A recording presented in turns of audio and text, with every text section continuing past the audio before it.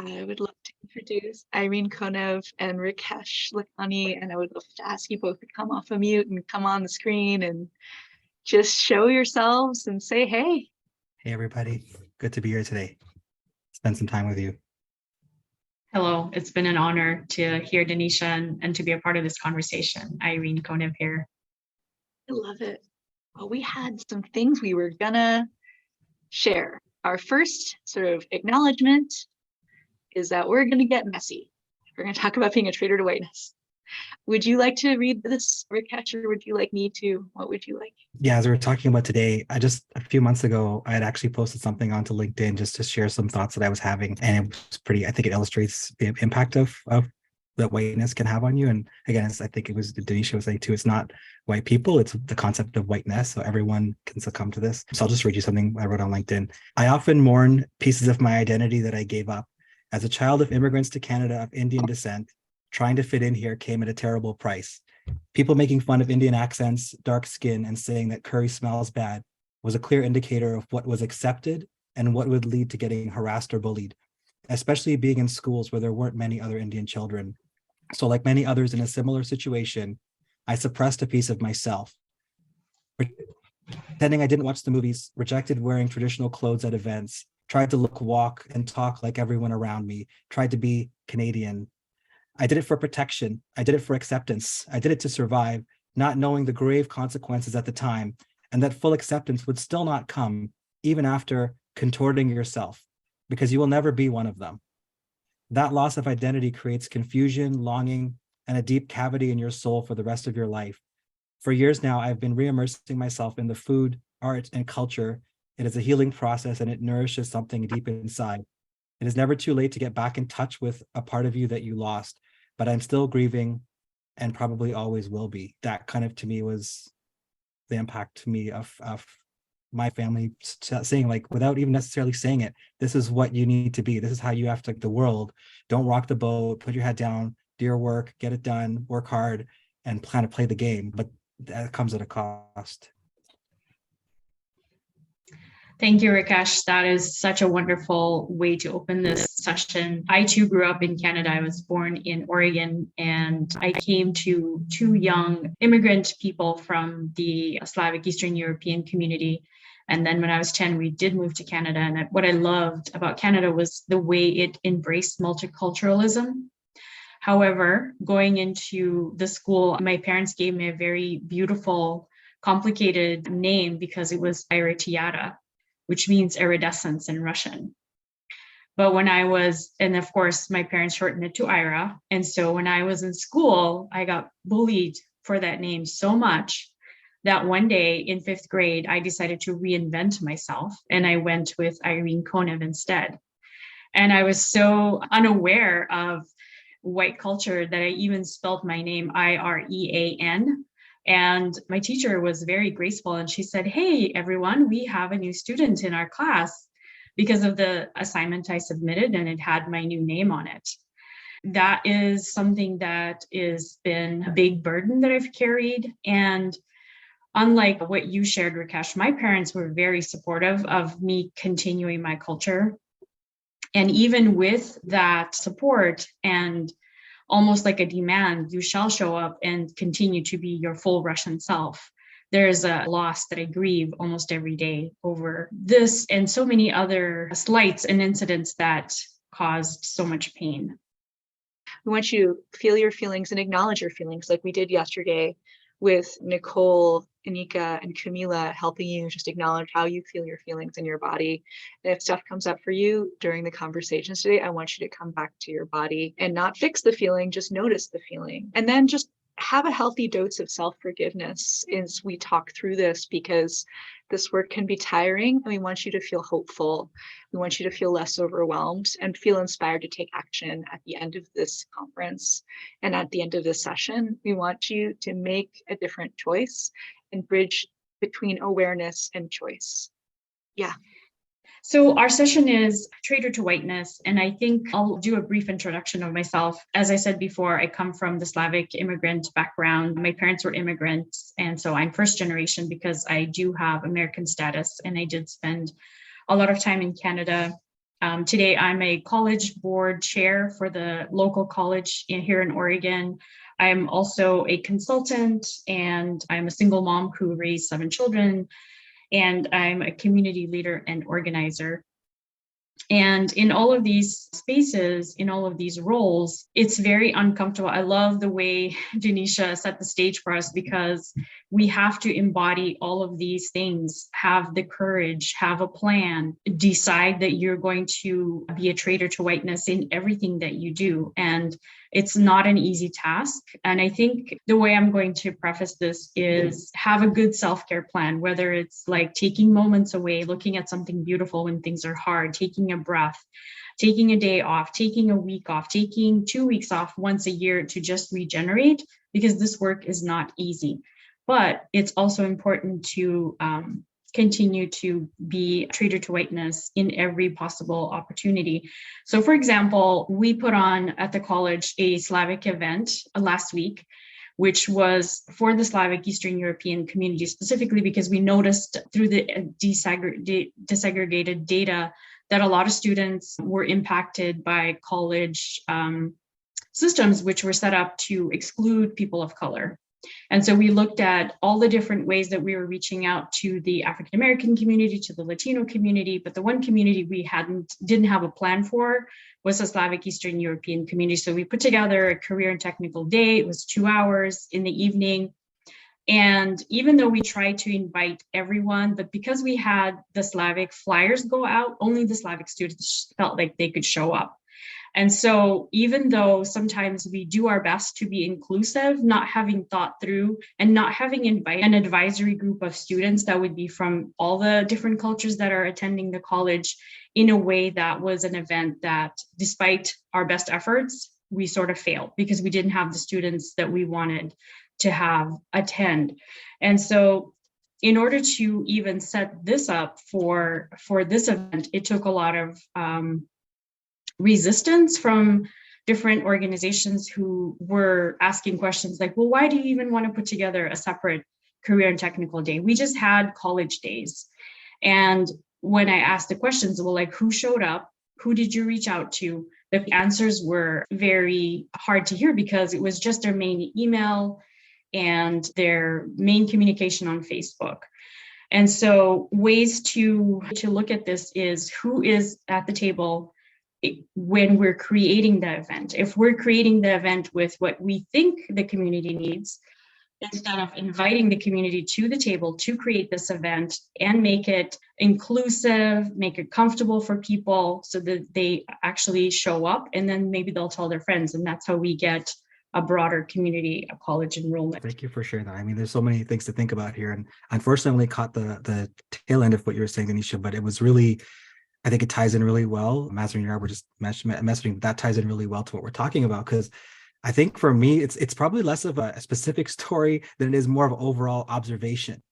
When you recognize this concept of whiteness and how it kind of weaves into everything you do, and if I look at sort of myself, I kind of gave you a little bit of an intro of who I am and what I shared. But if I look at myself and who I am relative to the sort of currently, ideally valued identity in society, I mean, I check a lot of those boxes too. So, I know that I've been led into a lot of spaces because I'm a heterosexual man, I'm cisgender, I'm light-skinned, I have a Canadian accent. But most of the things, like we look at who society values, I've got a lot of those things. So I know that I was led into a lot of those spaces. And at the same time, knowing that would never be fully embraced. And I think that's the part when you recognize the power that whiteness can have over you. Right? Again, we're talking about the concept. And so when you see it in a room, I've sat in work environments, boardroom tables, friend environments, and you see it happening. And there's something going on inside of you. We're like, this is not right here. And in that moment, this is some of the stuff you're talking about, Denisha, is what is that sacrifice you're going to make? What are you going to put on the line to go against this and say, what's happening here is not okay. And the reason that I'm even considering that this is okay to go along with is because that I'm internalized that. So even I'm not, this I think was something I wanted to make sure that we kind of covered here, and why I'm not a white person, but I'm here on a panel about being a traitor to whiteness, because you don't have to be white to embody whiteness and to embody and uphold white supremacy. You might be in these environments and you're going along with it. And in fact, that is a condition of being into those spaces and having seats and power, because you're doing that. And I have let down my fellow brothers and sisters. I have let down brown folks, Black folks, other folks from marginalized spaces because I was doing, because I thought that's what I had to do. And once you become aware of that, it causes deep pain, but also this motivation yourself to say, this is not going to continue any longer. And as my friend Anika told me one time, take any social capital you've built, because definitely I've built social capital, and sometimes by not doing what now I know would have been the right thing. So we talked about being gentle with yourself. So I'm trying to do that, but take all that social capital, spend it all down to zero, start anew. Because if you feel that you built that social capital by doing things that were not the way you would have done them now, you have a chance to repair and do that going forward. And so that's what I've been really trying to explore in myself, that, how does whiteness kind of show up in me? How have I internalized that? And how am I going to now go against that in everything I do? Because that's what it's going to take. And that means speaking out. It means challenging conversations. Sometimes it means losing some relationships, but the number of other relationships that have come into my life, accepting the full me, have been amazing and have far outweighed anyone who's self-selected saying, oh, I don't like how you're being now. I feel like I was palatable before, right? There's this kind of concept of being the model minority, being palatable. And I like you as long as you're playing the game, as long as you're quiet in the corner. But as soon as you start challenging me, then I don't like this anymore. And so people have self-selected out of my life. And I've said, thank you for doing that for me, rather than me doing that. So it's not so much a story, but more just a bit of my journey. Thank you. I love that, the way you shared that. I have something similar to share, and that is that also acknowledging that I am a white woman and I am coming from an immigrant community, and I do dress differently because my hair is covered wherever I go, and that puts me into a category of other. But I've taken a lot of risks to address inequities happening. So I worked for city government for 13 years. And in those spaces, I tried to interrupt. I was the person that was bringing in the training, the DEI coaching. And one of the risks that I took was to defend a woman of color who was going through a situation at work. And in this space, I was with another white woman and my supervisor, who was a white man.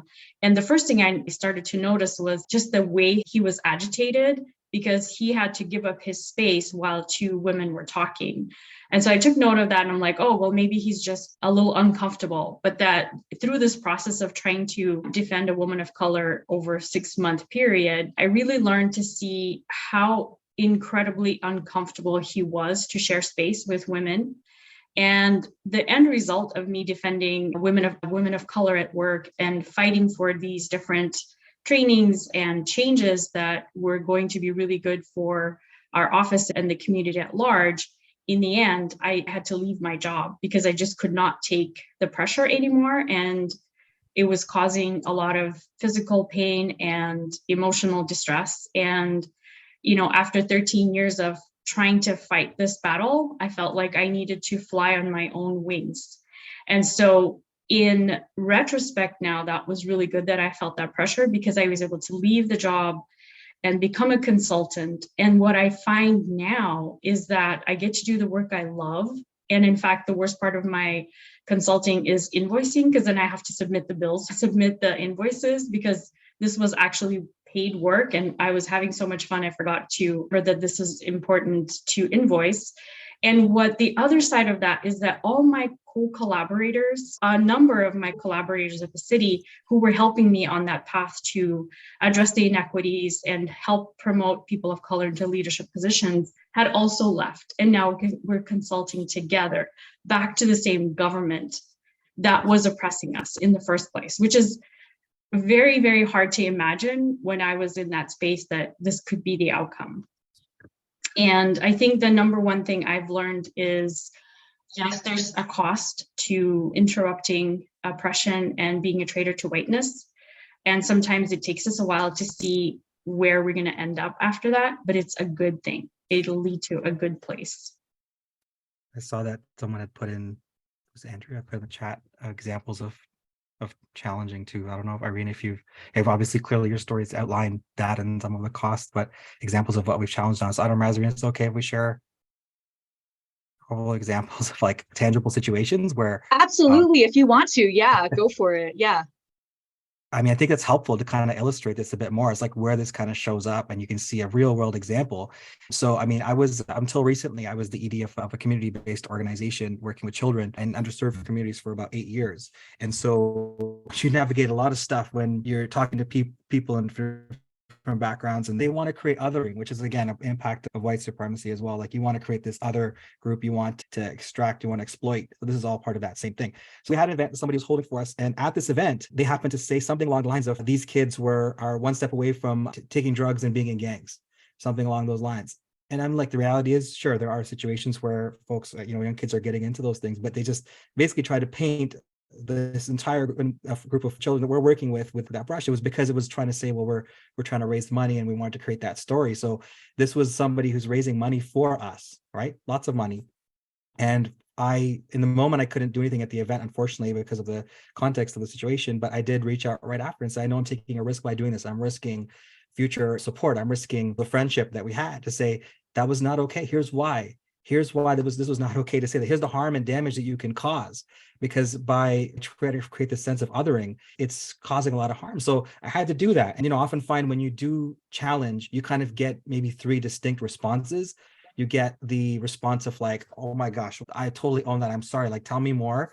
You get kind of like, all right, I hear you, I'll go along with it. And then you get, probably unfortunately what is quite common, is that kind of like just complete backlash of, what do you mean? I'm doing a good thing here, right? This is common, especially in the social impact sector. I'm a good person, I'm doing good things. How can you say that? How can you say this about me? Does it erase all the good I've done? I'm like, absolutely, it does not. But so I was trying to find a way to say, how can we repair this? What can we do?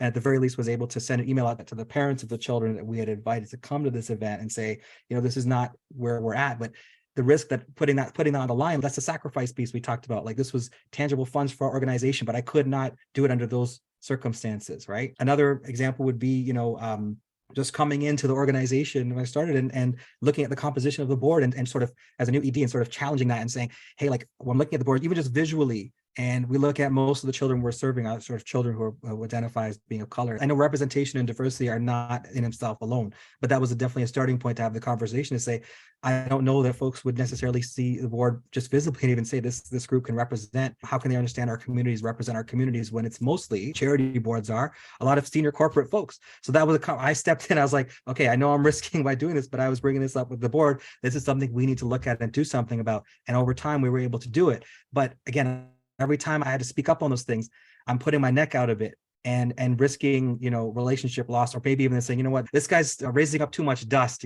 consider if this is where we want to go. Fortunately, conversations were embraced, but I do find a lot of times you start raising dust and that's when people start to say, oh, maybe we need to go in another direction, or maybe you're not the right person for this. I'm just sharing a couple of real world examples. I'll just add one more. So all the college board members come together for a conference once a year. And a couple of years ago, we were at a conference, and towards the end of the day, we had a 3-hour equity training. And it was a woman from the East Coast, from New York or somewhere. She was like really well recognized for her work. And so we're in this equity training, and all she's talking about is the economic equity and inequity for students.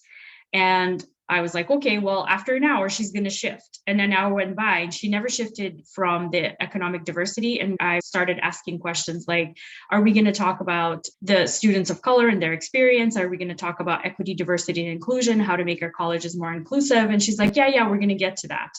And it took me asking 3 times for her to shift. And then she never did. And towards the very end, when there was only an hour left of the presentation, what she did is she said, I'm not taking any questions for the next hour because I have all this information to get through. And all she was sharing with us was data on which students were most impacted in our districts, but she never shared that information as to like which students, were they African American, were they Hispanic, were they immigrant, were they first generation students. And in the end, towards the very end, because there was only half an hour left, I just kept my hand up the entire time. And I was getting kind of weird stares from some of my fellow board members that were sitting at my table because they were part of my board. But I just got really like angry, and I decided that I'm going to continue to be a disruptor in this room. And when there was like 5 minutes left, she asked for me to finally speak. And I laid out all the things that I had to do in this session to even ask the question that I really wanted to ask for all of us, for all the college board members. And in the end, what happened was, because we were able to, a lot of other people saw what was going on, but the thing was, nobody raised their hand and nobody tried to interrupt, which was incredibly interesting because we had close to 100 people in the room. And so what happened was that trainer got the evaluation to never come back. And the next 2 years of the same conference coming together, we always had the DEI conversation, and the keynote speakers addressed inclusion and making sure that first generation students of color. And now we have a panel of students who begin the conference for us so that we can hear directly from the students of color, students who are single parents, and that's how we now change our conference. I really appreciate both of you sharing those stories about how you specifically are working to interrupt oppression and be traitors to whiteness, because context clues I happen to know. So most college boards are super old and super white. If you didn't know that, now you know. So Irene is the last 6 years, I think, the last 6 years. You've been the youngest person there. And you've also been the one that's always speaking up for non-traditional students. Most other people just are not seeing it as a problem until you speak up. And so I love that you always share that. And I wish more people would speak up. And I think that's a part we're going to have moving forward. Okay. All right. We got a hand raised here, I think. Anika, yeah, you want to talk? I just wanted to dovetail on what both Rickesh and Irene said, if it's okay. I find naming whiteness, naming it is one of the primary ways to be a traitor to it, revealing it, focusing on it and how it oppresses, what it means practically to people, and all the ways that it does that, I think is one of the most powerful ways that you can keep it in focus, because the power of whiteness is in its denial. And Denisha had a lot of things she wanted to say in the chat too. So yes to that. And also, Denisha, would you like to add anything? No, just to Anika's point, I think some of what we don't think about is like the real health and wellness impacts of whiteness, right? I know for me as a Black woman, it means increased stress, a predisposition to high blood pressure. It means trying to work through doubt. And, I think it has real impacts. And often the thing about whiteness is that it can be elusive, because so many of us have been socialized to believe that it's normal. So you don't even name it. You don't even see it. You just think it's the way of being. It's the way it's supposed to be. And I think part of what I was trying to say in the chat is like asking why does it have to be that way? Like when tradition becomes the barrier to growth, then you got to start questioning tradition. I think rituals are important, but tradition is often used as a way to keep the oppressed. And so I just think it's really important to, as Anika said, name it, but to recognize when it shows up and to say that, because, I always say, and this is for my own, I'm on this journey as well. And, sometimes I catch myself. I'm like, wait a second, am I code switching right now? Let me get back to my regular voice, that moment, because I'm concerned that whoever I'm speaking to is in that moment judging me, and all these things, right? So I just think my natural disposition and inclination when I was in quote unquote professional spaces was to code switch. And to undo that, some of what I've had to do is one, declare it and actually tell people, this might feel a little more crunchy than what you used to. And if it's kicking up for you that you're like, oh, this woman seems so unprofessional, I want you to know that I am intentionally being my authentic self.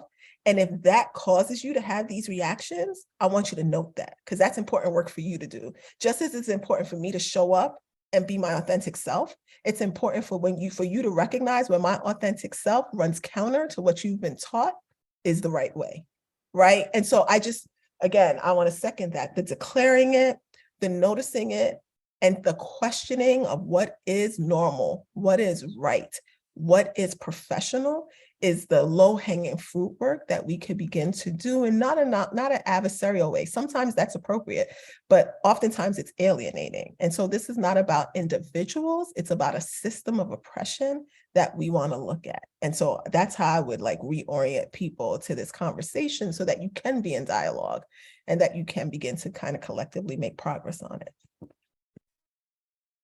Well, very well said. Very well said. Yes, I want to start being a traitor to whiteness. I want to start redistributing the wealth that I have to the people. I love the conversation we're having. I just want to add to what you said, Mazarine, and what Rickesh said and others have said in Traitor to its whiteness.